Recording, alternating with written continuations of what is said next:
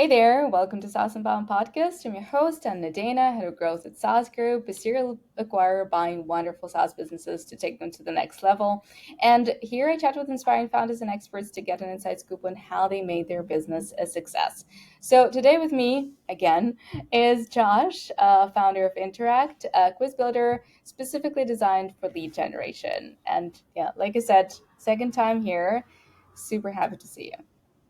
Yeah, thanks for having me back on. This will be fun to do like a recap and where things Yeah. are at.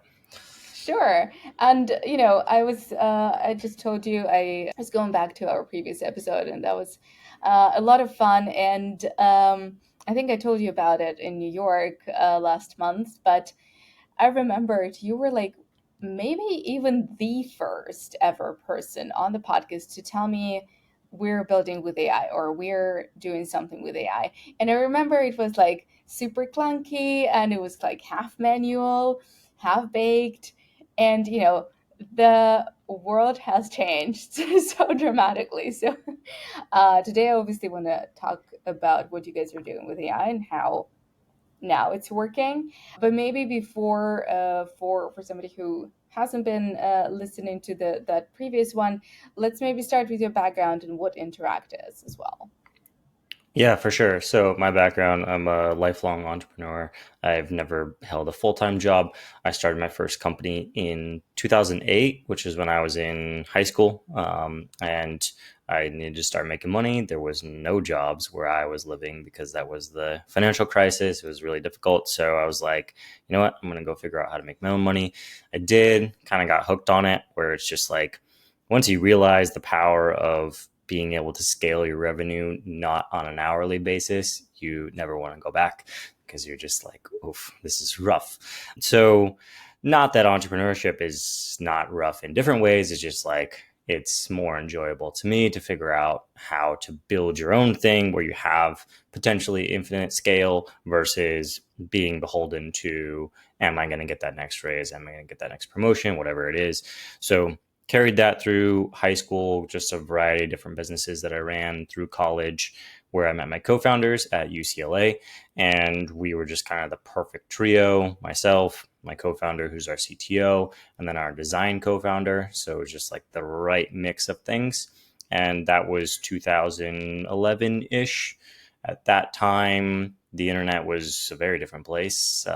Most people ran things through websites, and maybe they used Squarespace. Potentially, it was still kind of new. And the idea of a quiz software was just totally out of left field. Like, for the first 5 years, it was always just like, oh, is this like an education thing? Which it's not. It's a lead generation platform, which now people totally understand, and it makes a lot of sense. But back then it wasn't. And so it was kind of a slow burn. 5 years or so, we started to hit some really solid growth right before the pandemic. So 2018-19, pandemic really messed things up for us, and we hit a plateau for a few years. And then now we're growing really nicely again, thanks to AI. So it'll be fun to kind of talk about where that whole journey has gone. That's really weird though. Like every pretty much every story, not every story obviously, but about SaaS and from founders here is, COVID was a mess for the first couple of months, but then it skyrocketed. But for you guys, for some reason, it was very different. And I think we talked about this about your revenue plateauing. So yeah, how's it going right now, and what role did AI play in this? Yeah, so I think some backstory on the revenue plateau. A lot of our go to market and growth prior to the pandemic was through service providers. So we would go through web designers, we would go through business consultants, and they would cross sell our product to their clients. When AI started to come on the scene, I think the immediate reaction from a lot of business owners was, we don't need our service providers anymore. I can have ChatGPT do my stuff. I can have ChatGPT figure out things for me. And so we lost a lot of our ability to go to market effectively as a result, until we figured out how to get ChatGPT to basically recommend us in the same way that all those business consultants and web designers were recommending us before, which is now what's happening. And we're seeing the same kind of growth trajectory that we were seeing back in before the pandemic, 2018-19, when things were clicking. We're back there now because ChatGPT is now our cross-selling partner, because whenever you ask it, what should I use to make a lead generation quiz, it's always interact, and then it'll walk you through exactly how to do it within our platform and give you the reasons why it's a better offer or a better option than our competitors. I'm pretty sure everyone wants to find out how it works. And I mean, we will have a webinar about this, a live webinar in a week, because wait, like how do you rank on ChatGPT? Rank, I don't know a better word to use, to be honest, or how to make it, like you said, recommend you. That would be, that's something everyone wants to know, and we're still trying to figure it out. And there are a few tips and tricks that we're ready to share, but I really want to hear what yours are. But maybe let's start with what I already knew back then about what you're doing with AI, and you were trying to integrate it into a product. Did that happen? Yeah. So about 50% of our customers now use our AI to create their quizzes. So we have an AI agent inside of our product that you can talk to, and it helps you construct the content of your quiz. So, you're trying to do a personality quiz on nutrition, and, what's your nutritional profile?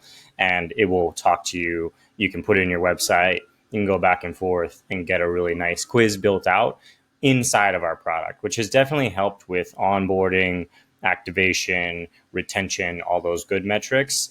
And that we're continuing to build on and build other agents now, like, promotion agents and agents to help you get it onto your website or onto your social media, all these different channels that you might need to use it for. So we're building that into the product more. And then also there's obviously like the customer acquisition piece where you get recommended in ChatGPT. Okay, that makes sense. And you guys are still bootstrapped, Yes, 100%. 100%. Okay, so just also about that, like how do you choose, especially like, okay, now it's becoming a lot cheaper, and it's probably a lot easier to experiment with that. But how did the whole process of prioritizing and um, budget allocation, let's say, for AI for you? Like, what was it, a big bet?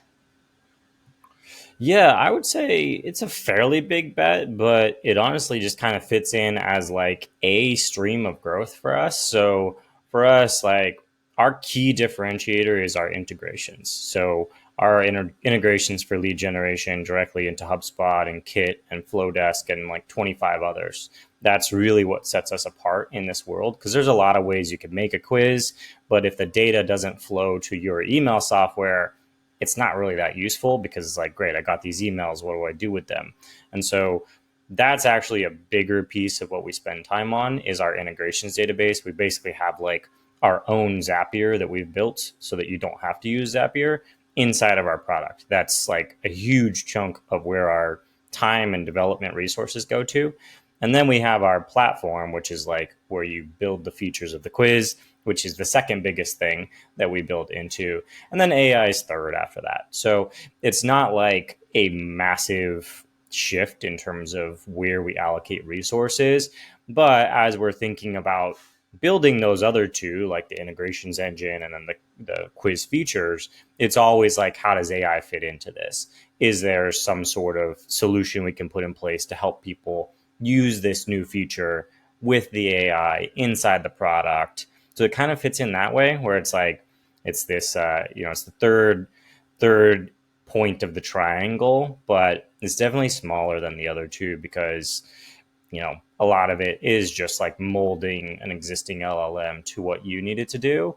And it's not necessarily like you have to construct a new feature. It's not even necessarily, it's a little maybe controversial, but it's not necessarily a differentiator, because everyone has access to the same models. Like, it's not like any of our competitors can't use the same models we can. They're all accessible to everybody. Yeah, it's interesting, right? How AI started to be a differentiator and then immediately stopped. Yep. Yeah. Lo- Like, I mean, I think the first half of last year, so 2024, everyone thought it was like, oh, if you can get AI into your product, then that's all you got to do. And then I think maybe middle of last year, everyone was like, oh, actually, no, because like you can just do the same thing inside of ChatGPT. You don't need it to be inside of some wrapper. And the wrapper products very quickly went away, unless you're highly specialized, like a cursor. That's the only kind of differentiator that's stuck. Other than that, it's just like, yeah, throwing AI into your product doesn't do anything. Yeah, I was talking to a founder who is kind of thinking still on the sidelines with AI, and that's exactly what he said. He's like, you know what, for us, like what we can think about in terms of Gen AI for our product or for our customers is basically the creative part. Like, I don't know, creating some images and designs, and that can be done in ChatGPT, and we're happy to link it to us. Or, you just do your flow, you go to ChatGPT, generate whatever, and then post it into our tool. But this is not a differentiator, and we're not going to spend money on like building this into the product because it doesn't do anything. Yeah, there's certain elements where like it has to interface with our product. Like, let's say you want to add a new question to your quiz. We have a function inside of our product where you can just do that, and then it adds it to the actual quiz, which you couldn't do through ChatGPT because it's not connected in that way. So there's some ways where it is really helpful for us to have it inside the dashboard experience, but the majority of the ways I think are potentially even better just in the ChatGPT experience, which then is like where it's really important for ChatGPT to be, on our side, where it's like, okay, now go build this in Interact instead of telling them to go build it somewhere else, because there is a risk when you send somebody off your domain, right? That they're going to like go use a different tool or a different product, and then you lose that customer. So I think you have to have that tie in. But yeah, like you said, I think most of it, it's great just inside of the tools that already exist. And those tools have more functionality than you're going to be able to build in your product because they're connected to things, they have web search, all that kind of good stuff.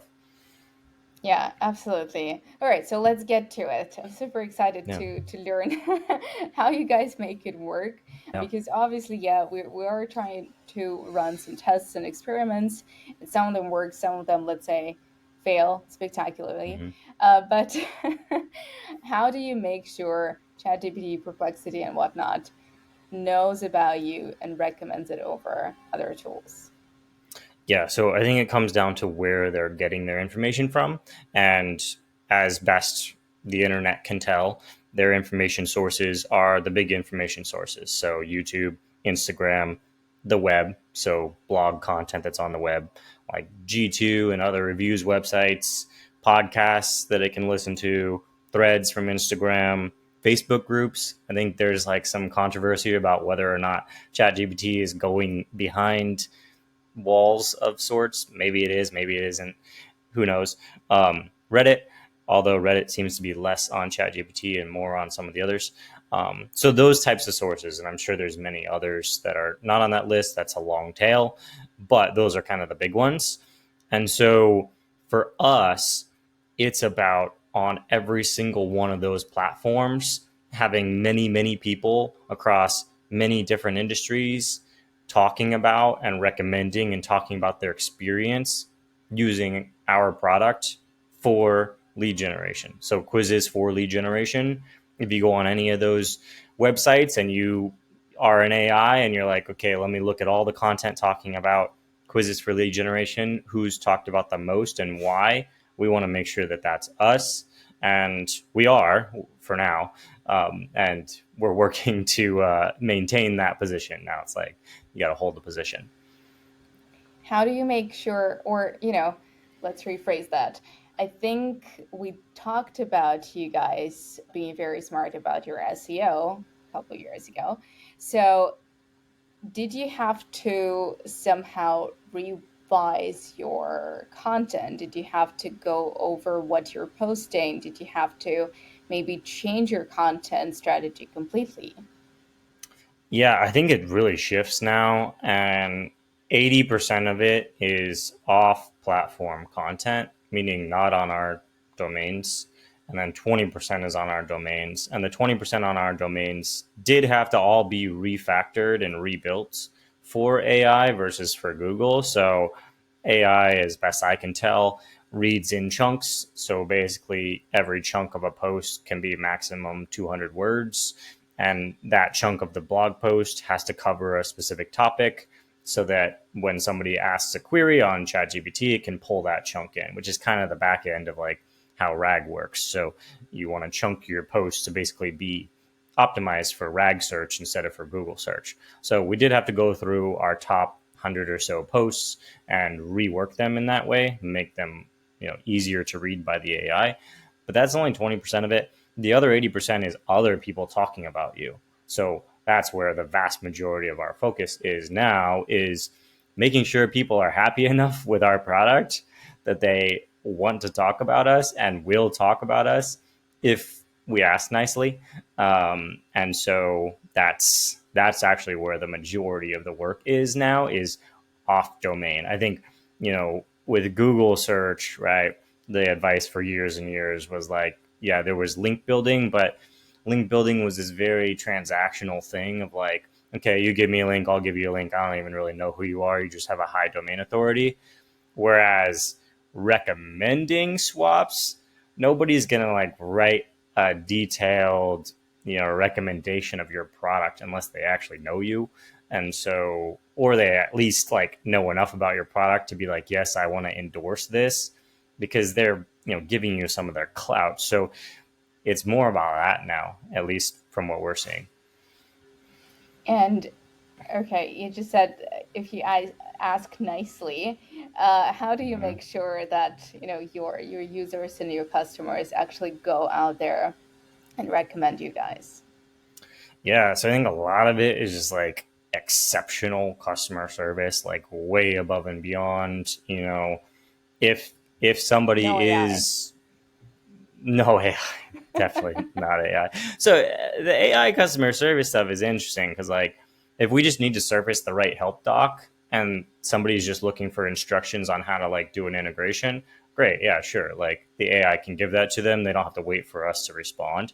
But if they're like, hey, what do you think about this approach to how I'm, wording the title of my quiz for my customer? Yeah, we have an AI for that too. But like a lot of times it's more of like, okay, so who's the customer and what kind of, feeling are you trying to evoke in that customer? And then getting much deeper into it. And so it really is just about offering exceptional customer service. And we over index on customer service. We have two full time customer service people out of our team of 9, which is a lot. But it's on purpose because it fuels this process. And then in the other cases, it's like, trades and things like if there's a partner in the industry, we'll do a trade where it's like, hey, you can use our software, we can use your software, and then we'll both review it. No money needs to change hands there. It's just like you use ours, we'll use yours.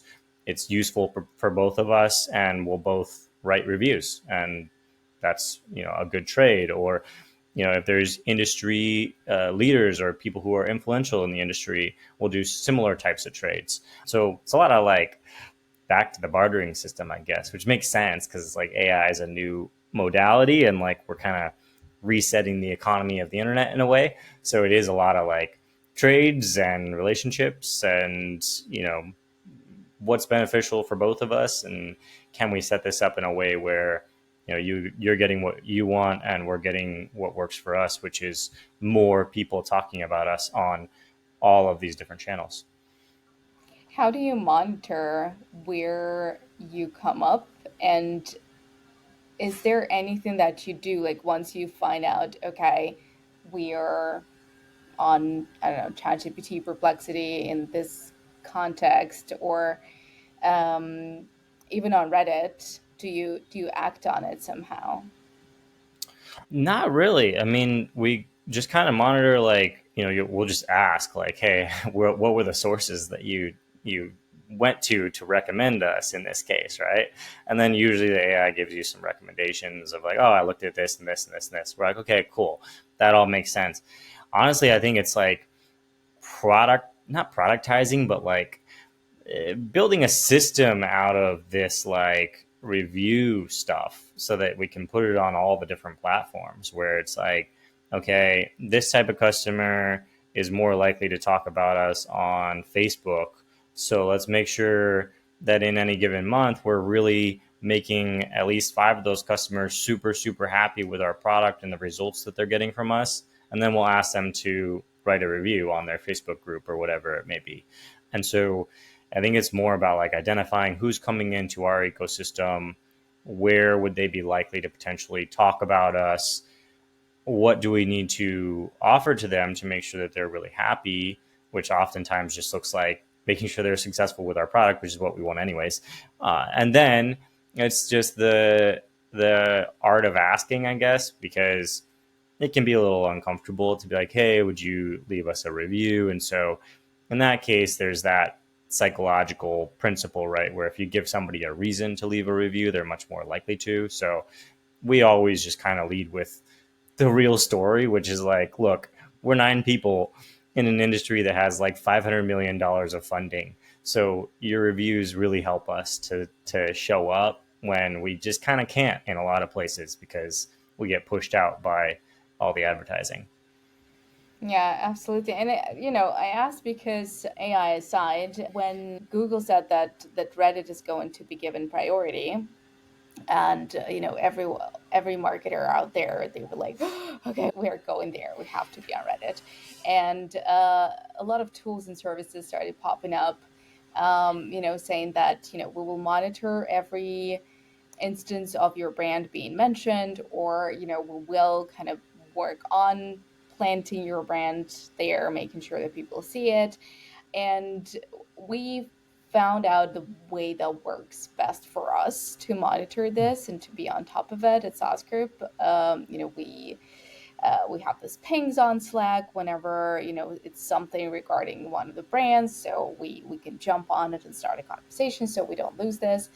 And I was wondering if you guys have any kind of system or process like this, because it helps us too. We seem like we're obviously bigger, but some of our brands are fairly small as well. So it helps us to kind of connect the entire ecosystem.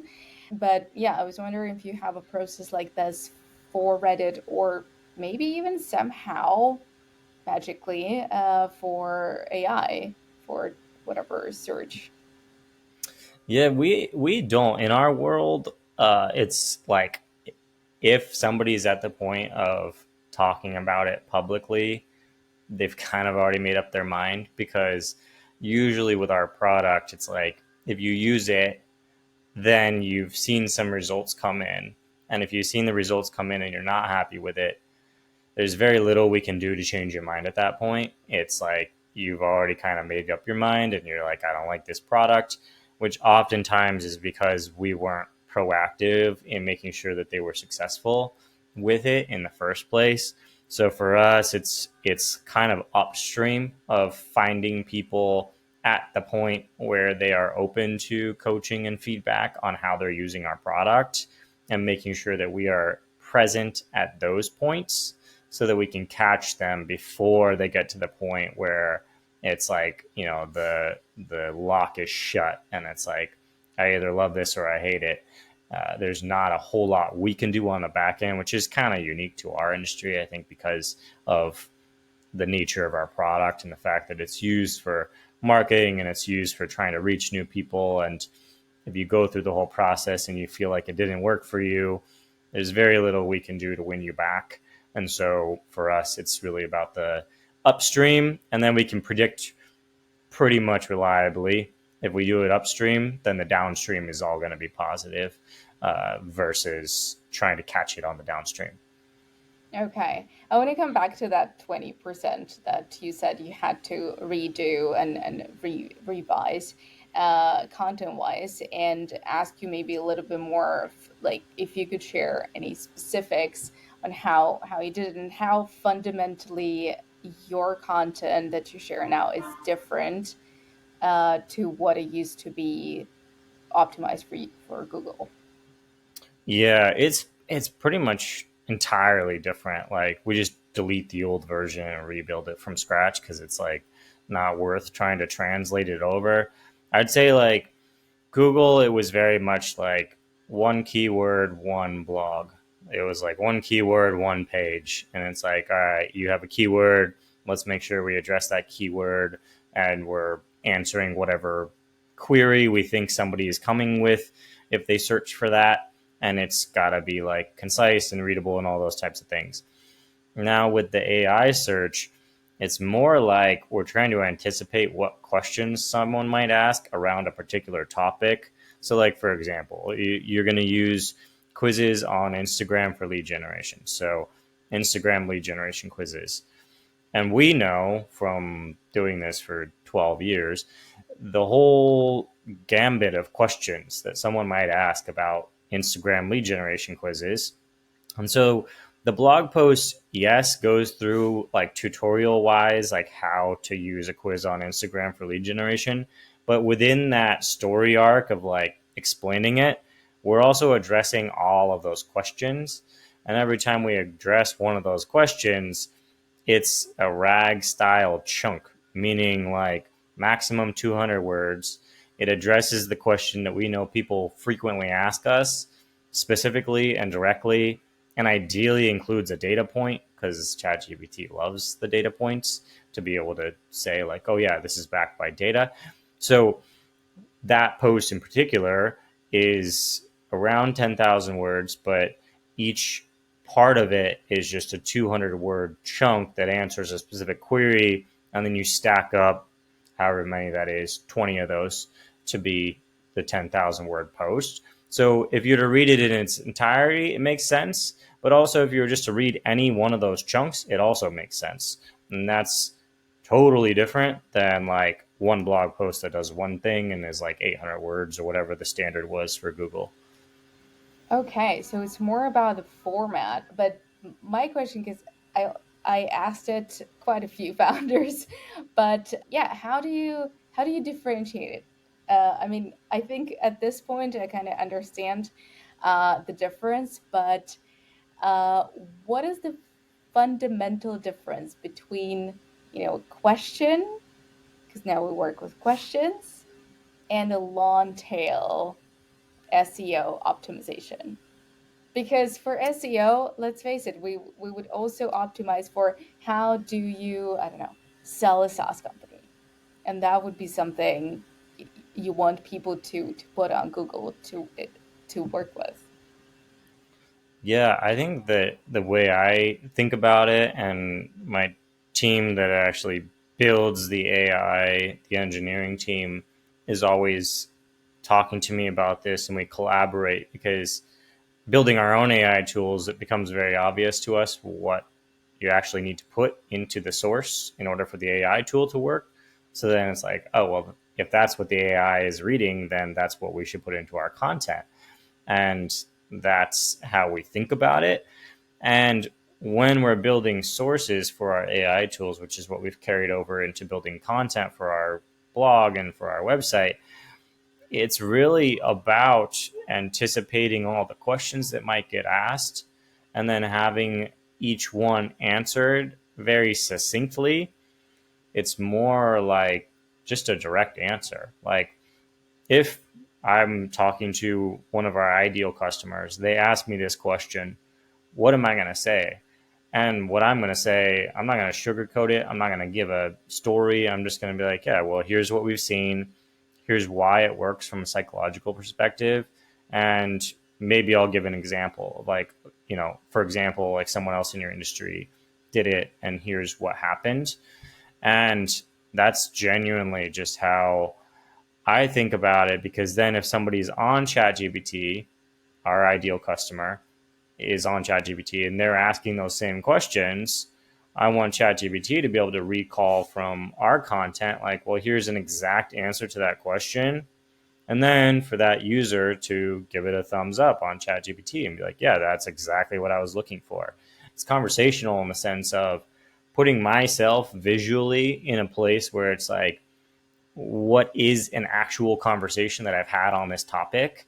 And what did that actually look like? What did they ask me? And how did I answer that was satisfactory to them? Which at this point, I've had probably 15,000 of those conversations. So there's just like a huge pool to draw from where it's just like, yeah, these are all the things that someone asked me on this topic. And I want to make sure that now that ChatGPT is essentially me or someone on my team that has this wealth of knowledge around quizzes, they're acting in our place because they're talking to the customer instead of us talking to the customer. I want to make sure they have the same brain that I have. And so that's how I think about it.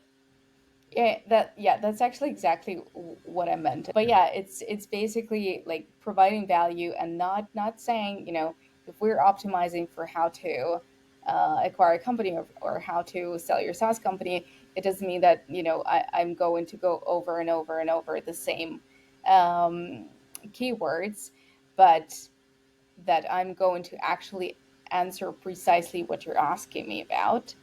And yeah, that's kind of answered my question. All right. So, do you actually see, and how do you monitor growth that comes from ChatGPT Perplexity? Yeah, so we do see it in Google Analytics. ChatGPT, I'm I would have guessed this is the case for everybody else, but it's like ChatGPT by a wide margin. It's like 98%, and the other ones are like 2%. Um, but ChatGPT is our fifth leading source of traffic, but our like third leading source of new trial signups. That only started July of last year, so it's gone from like nothing to number five on the list, in number three on the list in less than 12 months. And so it's a really fast pace that it's growing on, and it grows about 20 to 30% month over month, and has for the last 12 months. So it continues to grow in terms of the referrals that we get from ChatGPT. I would say in terms of impact, like it's responsible for more than what we can track, because the direct clicks over from ChatGPT are not, every single time like somebody's on ChatGPT having a conversation, they don't necessarily come straight to us. I would attribute a lot of actually probably what comes from Google to ChatGPT, because maybe someone's on ChatGPT and then they go and Google it.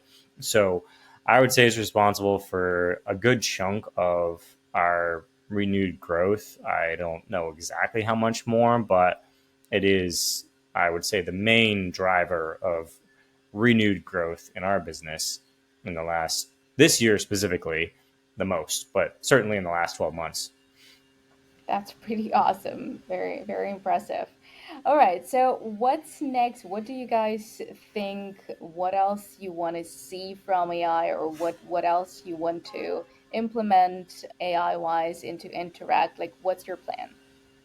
Yeah, it's more just moving like closer and closer to the experience that we can offer to our customers, or I can offer to my customer when I'm talking to them one on one. Like just emulating more and more of that conversation as we're talking through, like, should you use a quiz? Is it the right strategy?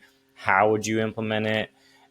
If they have an idea already and they're really excited about it and they know what it is, then oftentimes they'll just want like good data feedback on like how long should I make questions, or how many questions, or what's the framing, that kind of stuff. And those conversations are not linear. They might go around in circles, and then we stay on one point for an hour, and then we'll go to a next part of it. And when I help a customer one on one, we'll often talk for at least 5 hours to get a quiz set up. And so trying to get closer to what does that actually look like, and how do you spread that across multiple sessions, because no one wants to sit for 5 hours. It's like, half an hour a week for a couple months. How do we emulate more of that inside of our product? And that's what we're continuing to work on with changing the modalities of things, like how the AI shows up, whether it's a chat experience or if it's just like a let me help you with this one thing right now experience, because depending on where the customer is at, they might just want help with one thing. They don't want to have a whole chat. So we have different tools that we're putting in place inside the product, and then obviously that will at some point meld back into our own product offering, because our product offering is a quiz, which is like a simplified version of what AI does. It's like a decision tree. And so at some point, that AI will then infuse back into the product that we offer to our customers. And then it'll all become like very circular, where it's like you're using the AI to make an AI that is an AI. And that I think will be really cool, especially once they all start talking to each other, all the AIs start talking to each other. And so that's kind of the longer term vision and roadmap for that. And we're just taking it one piece at a time to make sure that it actually works for our customers, instead of just saying, like, oh, here's a wrapper on ChatGPT, have fun. Yeah. And do you see, a possibility for quizzes just to be auto-generated and interact? So, Yeah, you can now. It's not, well, I mean, depending on who you are, you might be like, oh, that's incredible. For me, I'm like, I'm kind of bored of it already. We need to like take it to the next level. So you can, and that's an option. Like if you just want to go that route, be like, click a few buttons, put it in your website, it'll read everything and make the quiz for you. That's great. And we're continuing to work on that. And then if you want to build from scratch, but just have an assistant there with you, you can also do that. So it's like, let me just build it on my own, but let me have this little AI assistant with all the information from Interact already baked into it that can just help me wherever I need it versus doing it all for me. But it is an option to have it do it all for you, and it's pretty good. Like it'll pull everything off of your brand and your website and all that kind of stuff. just how we all wanted. Create a quiz for me and then just Yep, exactly, right? I exactly. remember how like the my first days on ChatGPT, I was like so lost. It's like, okay, uh, write an article. You right? And then Yeah, yeah, yeah, let's see yeah. what you can do. I know. I think that like the suggestions and the direction to me are coming up to be like the really important parts of it, versus just like, oh, here's a thing, do whatever you want. Because it's like, I don't know what I want to do. Like I need somebody to suggest things, and that's what we're trying to do. Yeah, amazing. All right. So, you know that I have a couple more questions for you. So, 2 years since, the plateau, now the invasion of AI, what has been now the new biggest win and biggest failure? I think the new biggest win is just being able to offer the level of service that we always wanted to people. We operate in this space where we work with small business owners, and or small businesses. Like we do have larger businesses, and that's great, but primarily it's on the smaller side. And so it doesn't make sense for us to sit with someone for 5 hours to build a quiz, but that is the experience that you kind of need to really be successful with our product, because it's not just a quiz. It's like a whole bunch of psychological principles that you have to really master to be able to make an experience that works for your audience. And for the folks that want that and need that kind of guidance, we are able to offer that to more and more people. Like I said, it's still kind of nascent and it has a long ways to go, but it's moving towards that. And I think that's what's been such a win for us out of the AI evolution, is because we can offer that at more of a scale now. And now we're seeing that reflected in our growth and our numbers, which is really nice. But I think it just kind of ties back to the fundamentals of like, this is what our customers always needed. It just wasn't profitable to offer it before with human support because the numbers just didn't work. But with AI support and humans in the right places, it does work numbers wise. And it's just a better experience for the customer because they can be more successful. Awesome. All right. What about failures, learnings? I think failures are like diving in too far on any specific implementation of AI because it's still for people. And I think we've made some mistakes where it's like, oh, let's build this thing. It's really cool. And then people are like, I don't want it to do that thing. And you're like, but you asked for it to do that thing. And they're like, no, no, no, that's not what I meant. And so I think really understanding like, what is it that somebody actually wants the thing to do before we build it is been a big renewed learning. It's always been the case for us with building product, but like I think I'm just reminded that it's the same thing with AI. Just because it's an AI doesn't mean that people change and people are the same and people need to be like understood before you build something for them. You can't just say like, "Oh, what's your problem?" and then build them a thing and then they just won't use it. So that's our kind of failure. I'm always wondering if, founders, teams see anything unusual with the introduction of AI and chat in their product. And if there are more learnings in a way on how customers approach that chat and how they talk to the product and what they want. If and have you had any of the, revelations in the way that you saw somebody interact with interact? Yeah. No, we have in some ways, and in other ways we haven't. I think the ways that we have is like where people want to use AI more than anything. Like, there's some places where they just don't want to use it, even if it technically solves the task. They're just like, I don't want that.